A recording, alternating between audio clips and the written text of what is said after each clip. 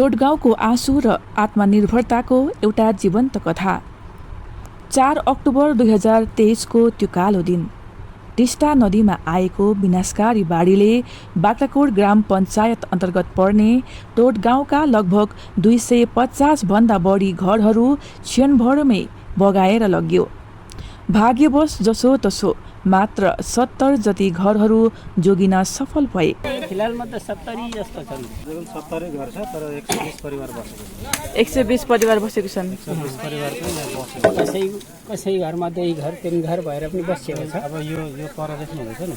हजुर। यो टापु त्यहाँनेर गाउँ छ। यो चाहिँ भन्नुहुन्छ भने यो पर हरियो जग्गामा छ। सरकार र नेताको रित्तो आश्वासन। 1 किलो चामल पनि दिएन हामीलाई पहिलाको सरकारले। केन्द्र सरकार आएपछि हामीलाई कति आश लाग्यो कि अब चाहिँ हामीले यति बेला गर्दा गर्दै उहाँले देख्नुहुन्छ र अब पानी घटेको समयमा अलिकति बाँध चाहिँ बाँधिदिनुहुन्छ भन्ने आशले हामी बसेको हो। वर्षौंदेखि टोटगाउँवासीले विगतका सरकार, एमएलए, सांसद, बिडिओ र एसडिओ सबैलाई गुहार लगाए तर आश्वासन बाहेक केही पाएनन्।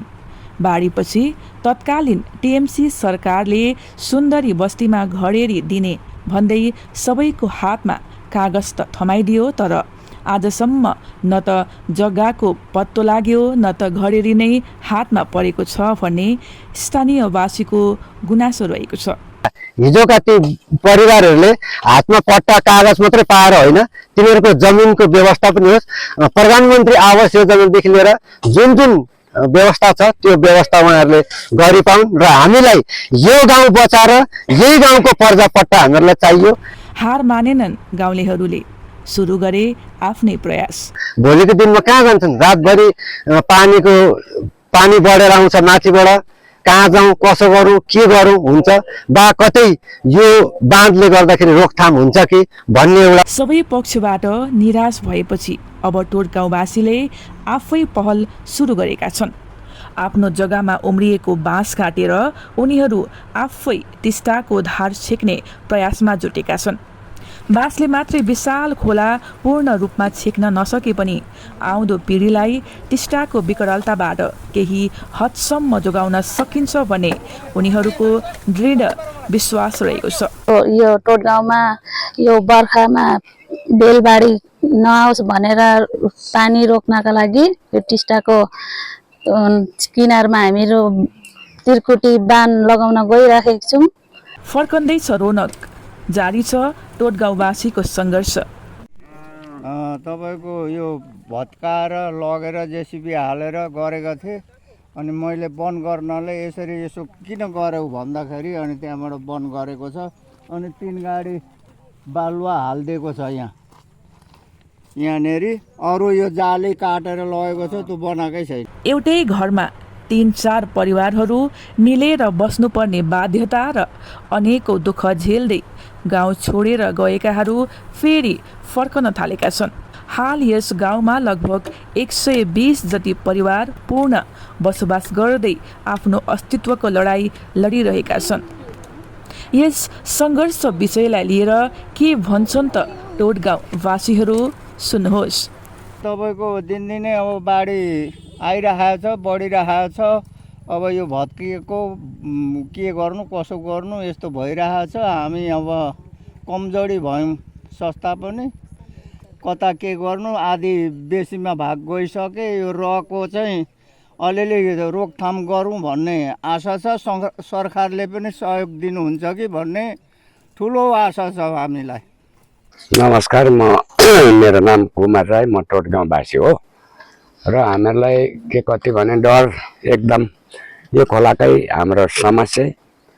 हामी अब किसान गरेर खाने मान्छे, हामीहरूले पहिला पनि हामीहरूले पहिलाको सरकारलाई कति आवाज उठाएर हामीहरूले हिँड्यौँ।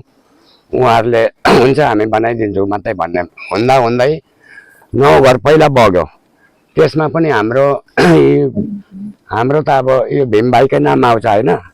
भीमभाइलाई सहयोग दिएर हामी कति ठाउँ एसडिओ, बिडिओ, डिएम, एरिगेसन सबै चालेको उसँग हामी।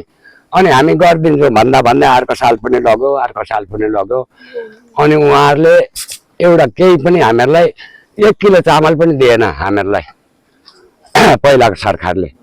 र अहिले चाहिँ हाम्रो के छ भने अब हामीलाई केन्द्र सरकार आइदिनु भयो र हामीहरूले यो यति केन्द्र सरकार आएपछि हामीलाई कति आश लाग्यो कि अब चाहिँ हाम्रो यहाँ बस्ने जनतालाई चाहिँ जोगाइदिनुहुन्छ र हामीहरूले यति बेरा गर्दा गर्दै उहाँले देख्नुहुन्छ र अब पानी घटेको समयमा अलिकति बाँध चाहिँ बाँधिदिनुहुन्छ भन्ने आशले हामी बसेको हो। र हामी यहाँबाट अन्त ठाउँ जाने ठाउँ पनि छैन, हामी जाँदैनौँ पनि, बरु यति गर्दा गर्दै लग्यो भने खोलाले लैजास् भनेर हामी यहाँ बसेको।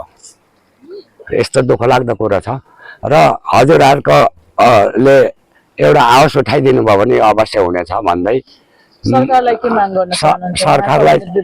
सरकारलाई चाहिँ अब अहिले आउनुभएको सरकारले, केन्द्र सरकारले चाहिँ हामीहरूले यस्तो दुःख गरेको देखेर पनि यो हामीलाई एउटा बाँधिदिनुहुन्छ पानी घटेको समयमा भन्ने चाहिँ ठुलो आशा गरेको छौँ हामीहरूले चाहिँ। र हाम्रो लाइनमा 30-35 घर चाहिँ छ, उँधो यता पनि छ घर, जम्मा गरेर 50 होइन 70 घर मैले गनेको छु घर चाहिँ, यहाँको घर चाहिँ। र त्यतिलाई चाहिँ बचाइदिनु भयो भने अरू जाने पीडितहरूले भन्छ यहाँ आउँछ सागसब्जी टिपेर लान्छन्, कहिले यहाँ जस्तो ठाउँ पाइँदैन, हामी चेपारोमा पऱ्यौँ भन्ने गुनासोहरू गर्छ, कति रुँदै आउँछ। मेरो पनि आँसु आउँछ क्या, आँसु आउँछ त्यो पीडितहरू आउँदाखेरि। र सरकारले हामीहरूलाई चाहिँ एकदम यहीँ बाँधेर हामीहरूलाई यहीँ बसोबास गराउनु भयो भने हामी यसैमा एकदम खुसी हुनेछौँ। नमस्कार, म विकास पोखरेल, टोडगाउँ निवासी। हजुरहरू आइदिनु भयो, धन्यवाद है। हजुरहरूको माध्यमबाट यो जुन कुराहरू छ यसलाई निकै हाई लेभलमा पुग्छ भन्ने हामी पूर्ण विश्वास राख्दै, हाम्रो हेर्नुहोस् यो गाउँको अवस्था धेरै वर्ष अघिदेखि नै अब सबै कुरा सबैतिर थाहा भइरहेको कुरा हो हैन, सबैतिर थाहा भएको कुरा छ। र जुन यो विशेष यहाँनिर क्षति पुग्दै गएको चाहिँ अब 4 अक्टोबरलाई नै विशेष गरी अब सबैलाई जानकारी भएको कुरा हो। त्यस दिनदेखि दीर्घ दिन प्रत्येक वर्ष यहाँ बसोबासो गर्ने अब लगभग भनेको 250 देखि बेसी घरहरू थिए। अहिले विस्थापित हुँदै हुँदै हुँदै हुँदै लगभग भनेको अहिले यस्तै 40-45 घरहरू जस्तो जसको चाहिँ घरहरू छ बाँकी विस्थापित भएका छन्। र 120 परिवार पनि अहिले हालमा यहाँनिर मौजुद छन् र तिनीहरू अरू कसैको घरमा भाडामा अथवा कसैको घरमा यसरी बसोबास गरिरहेका छन्। र अहिले यो जुन 2026 को जुन यो अहिले यो क्रिटिकल सिचुएसन छ, यो क्रिटिकल सिचुएसनलाई चाहिँ कसरी ह्यान्डलिङ गर्ने, हामी गाउँबाट कसरी गर्ने, हाम्रो यो एउटा स्वनिर्भर पाराले एउटा त्रिकुटीको बन्दोबस्त गरेर त्रिकुटी लगाएर भात सेकिन्छ कि भन्ने एउटा आशाले यसलाई चाहिँ अब यसपालि चाहिँ कसरी बचाउने त, यसरी कटन हुँदै जाँदाखेरि यसपालि पनि अहिले पनि यो समयमा हामीले सदुपयोग गर्न सकेनौँ भने यो गाउँमा फेरि पनि अझै पनि घरहरू बग्ने बेसी मात्रामा चान्सेस देखा परेको कारणले गर्दाखेरि चाहिँ यो अहिले हामीले एज अ सोसल एक्टिभिटिज हाम्रो गाउँको जति छौँ, गाउँलेहरू जति छौँ, सबैजना एक-एकजना घरको एक-एकजना गरेर यो बाँसको प्रबन्ध, यो बाँस पनि हामीले कतैबाट किनेका छैनौँ र हामीले नै उब्जाएको बाँस, जुन हामीले रोपेर हामीले उब्जाएको बाँस सेल्फ निर्भर, अब सेल्फ आफूलाई चाहिँ सुरक्षित हुन्छ कि भन्ने एउटा महसुस गरेर चाहिँ आफ्नो बारीको बाँस पनि नलगाइकन यसरी काटेर लिएर आएर चाहिँ यहाँनिर अहिले हामीले एउटा सोसल एक्टिभिटिजको पाराले आफ्नै ढङ्गले यहाँनिर एउटा भनौँ एउटा बाँध त अब भन्न मिल्दैन होला त्यसलाई होइन, एउटा त्रिकुटी र कटन जहाँबाट चाहिँ छेकिन्छ कि भन्ने एउटा आशा लिएर चाहिँ सो कार्यहरू हामी गाउँलेबाट गर्दैछौँ। र है गाउँलाई सुरक्षित राख्नको निम्ति यहाँहरूले एउटा आश लिएर यो कार्य गरिरहनु भएको छ। र है तपाईँहरूले जुन चाहिँ यो जुन त्रिकुटी निर्माण भन्नुभयो के कति मात्रामा गर्नुहुँदैछ? हामीले अहिले लगभग भनेको हाम्रो डेन्जर जोन जति छ हेर्नुहोस् 2100 फिट छ, अहिले जति डिस्टेन्स छ हामी डेन्जर जोनमा 2100 फिट चाहिँ हाम्रो टार्गेट छ, जहाँ चाहिँ त्यहाँबाट चाहिँ यो खोला चाहिँ गाउँमा पस्छ भन्ने चाहिँ एउटा हाम्रो दृष्टिकोणबाट त्यो पाएका छौँ। र 2100 फिटलाई चाहिँ हामी कभर गर्नको लागि चाहिँ लगभग भनेको अहिले हामीलाई 600 देखि लगेर 800 को त्रिकोटीको हामीलाई जरुरी छ। र जरुरी छ। अब यसको उतापट्टि भन्नु पर्दाखेरि हामीसँग बाँस पर्याप्त मात्रामा छैन, नम्बर 1। नम्बर 2, हामीसँग चन्दा कलेक्सन गर्ने बजेट छैन। नम्बर 3 मा हामी आर्थिक हाम्रो बिल्कुलै छैन र हामी गर्न पनि खोज्दैछौँ तर हामीसँग आर्थिक पनि छैन।